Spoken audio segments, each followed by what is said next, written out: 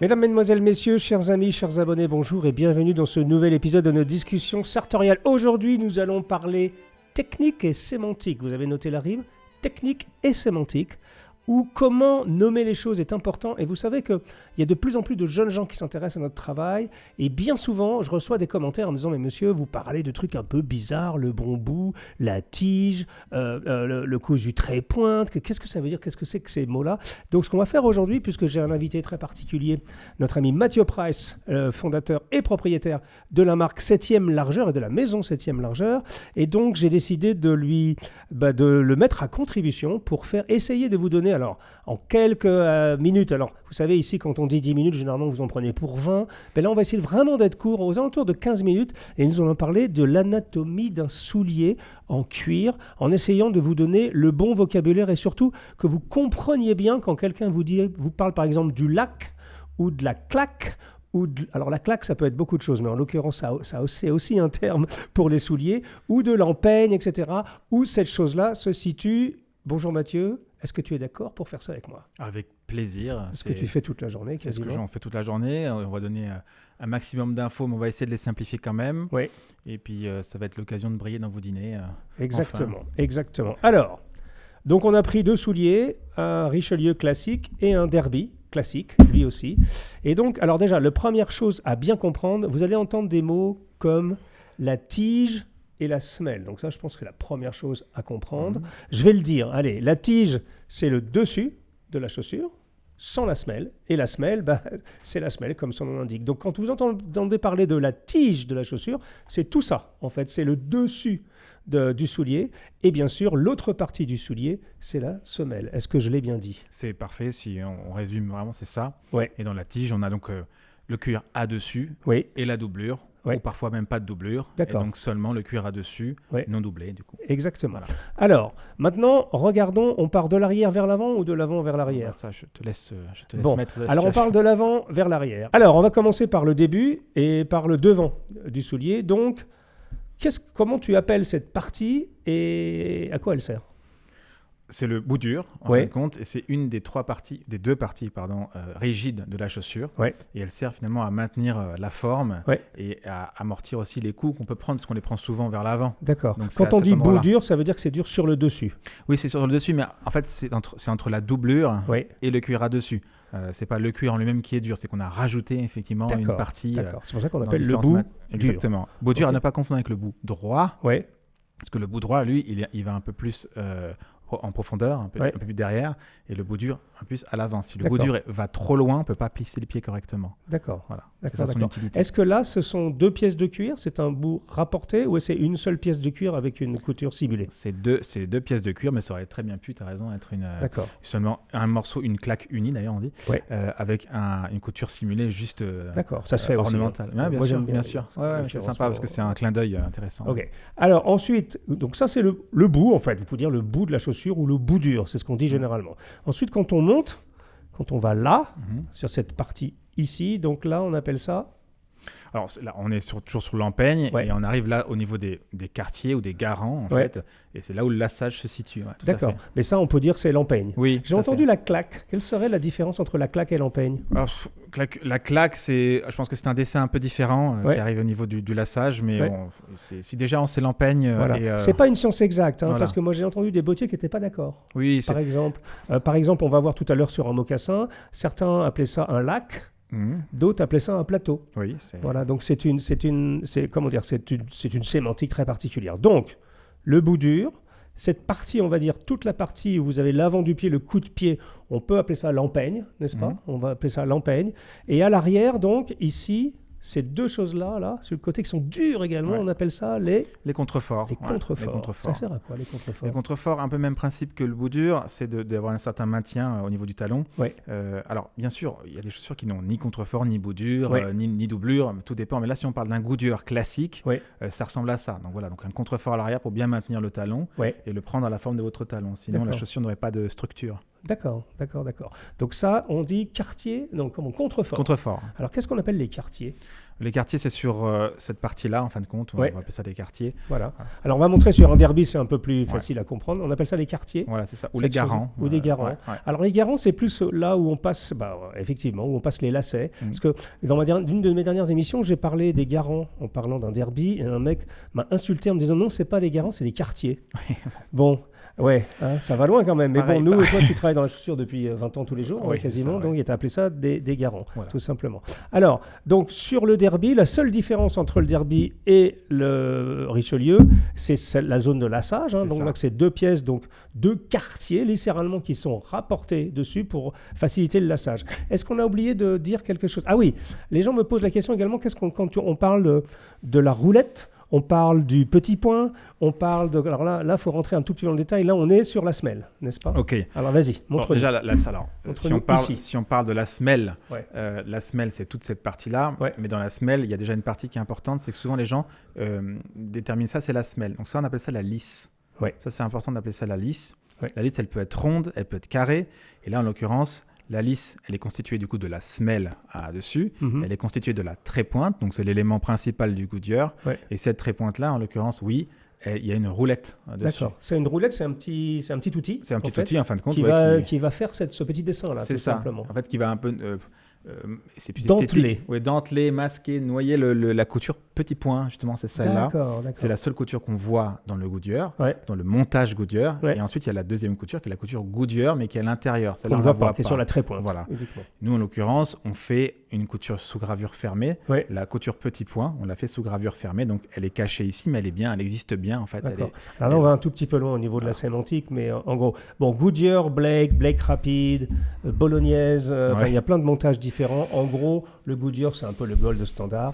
C'est que pour joindre la tige donc, et la semelle, on met entre les deux une petite lanière en cuir qui permet de coudre la semelle dans cette lanière sur un point de couture et la tige sur un autre point de couture. Ce qui fait que quand vos semelles sont usées, quand votre chaussure est usée, c'est très facile d'enlever la semelle, de la jeter et d'en mettre une autre, parce qu'il suffit simplement de remplacer le point de couture sur la trépointe. Alors j'ai vraiment ultra simplifié, évidemment, c'est un peu plus que ça, mais en gros, c'est ressemblable. Ah oui, alors aussi, comment on appelle cette partie-là, qui est très importante, qui est souvent très pincée. Enfin, dans les chaussures de qualité, elle est très pincée, ça s'appelle le cambrion, n'est-ce pas ? Le cambrion, en fait, c'est la seule partie, on va dire, encore plus rigide dans la chaussure, c'est sa colonne vertébrale, s'il fallait donner une définition. Ouais. Là, en l'occurrence, il est en métal, et il est mis en avant par un double chevillage bois pour le mettre encore plus en relief. D'accord. Alors, le cambrion, c'est une pièce de métal donc, qui est à l'intérieur, qui, comme Mathieu le dit, est vraiment fait pour solidifier. C'est là, j'aime bien cette notion de colonne vertébrale, je n'avais jamais pensé. C'est là, en fait, que la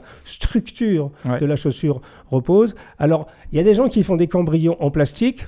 Bon, ça, vous ne le verrez jamais parce que, par définition, un cambrion est caché. D'autres qui les font en bois, c'est plus rare. Et les bonnes chaussures, généralement, c'est en métal. Alors, je vous rassure tout de suite, ça ne sonne pas dans les portiques d'aéroport.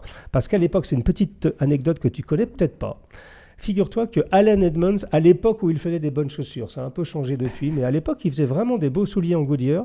Ils avaient trouvé un marché.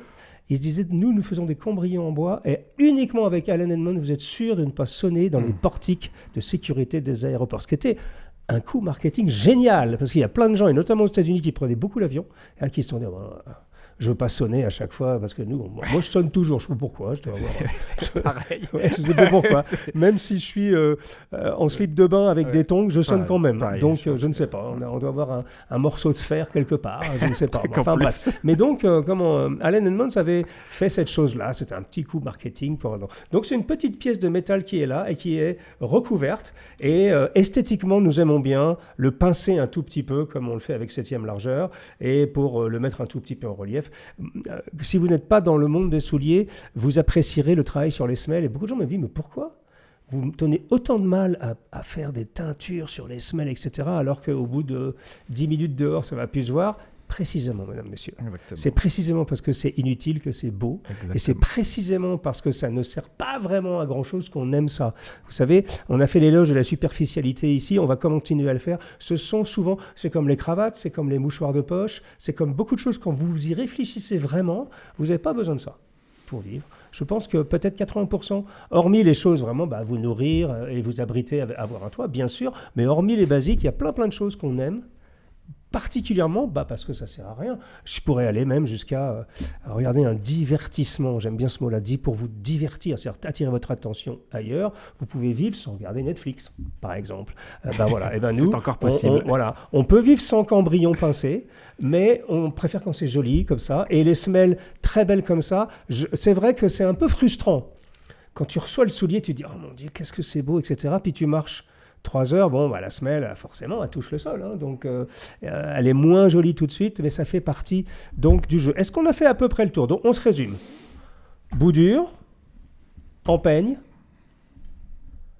contrefort, semelle, cambrion, lisse. Lisse, c'est le bord de la chaussure. Et le talon.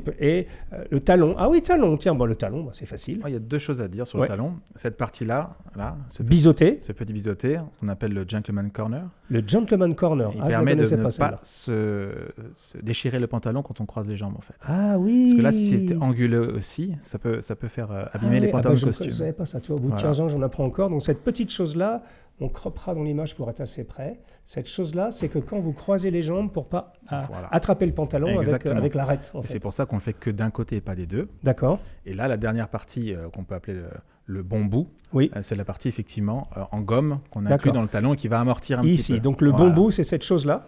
Exactement. Qui vient, généralement, c'est de la gomme qui vient s'insérer dans le cuir, en fait, tout simplement, pour protéger le talon. Petite question, un soulier comme ça, le talon, c'est une seule chose ou c'est des strates de cuir ? Alors, ça peut être des strates de cuir, ça peut être en un seul bloc, ça dépend en fin de compte du cahier des charges qu'on a donné. De toute façon, on va quand même mettre à un moment donné probablement une protection à patins et le talon, vous allez probablement le changer aussi à un moment donné parce que ça dépend de la démarche. Toi, tu m'as expliqué effectivement que tu utilises pas mal, tu abîmes pas mal au niveau du fer encastré. J'abîme terriblement le bout. Alors, je ne sais pas si je suis en pronation ou en supination. Je sais, ça sonne un peu bizarre ces mots-là, mais c'est la vérité. Pronation et supination, c'est des gens qui marchent plutôt en s'appuyant sur le devant, le bout, c'est mon cas, et d'autres qui s'appuient plutôt sur l'arrière. Donc, certaines personnes auront tendance à user beaucoup plus vite l'avant de la chaussure et certaines personnes le talon. Moi, en l'occurrence, c'est vraiment l'avant. C'est souvent quand on utilise l'avant, effectivement, on est sur l'avant, certes, mais c'est aussi qu'on prend vraiment un appui, on déroule beaucoup, en fin de compte. D'accord. On n'arrive pas comme ça sur le sol, on arrive comme ça, mais on part vraiment vers l'avant, en déroulant. D'accord. Donc en fait, c'est ce mouvement-là qui use. D'accord. Donc je crois qu'on a fait à peu près le tour. On a un mocassin. On va regarder s'il y a des choses différentes à dire sur un mocassin. Mais à mon avis, c'est à peu près la même chose. Sauf que là, il y a un plateau. Oui. Voilà, cette chose-là. Donc c'est un plateau. Alors certains appellent ça un lac. Je pense que les deux fonctionnent. Je crois que le plateau, c'est plutôt le terme français et le lake, c'est le terme anglais et qu'on a fait une traduction. Mais je ne suis pas sûr de ça. En fait, c'est pas pareil, c'est pas une science exacte. D'accord. Par exemple, en Espagne, ils disent quoi ? Ils disent un autre mot en espagnol, j'imagine, mais ça ressemble plutôt à un plateau ou à un lac ? D'espagnol, je ne saurais pas dire. Tu sais pas ? Attends. Ouais. Alors c'est étrange. Alors voilà, alors je suis sûr qu'il y a des aficionados et des puristes de la chaussure qui vont nous donner des termes encore plus précis que ça. Mais l'idée de cette émission, c'était surtout de vous donner les grands principes. Donc là, sur le mocassin, c'est à peu près la même chose. On a aussi l'empeigne, on a aussi le bout, on a aussi les contreforts, on a le bon bout à l'arrière de la semelle, on a les lisses, évidemment, ici. Celle-ci est une lisse carrée. Carrée, légèrement arrondie.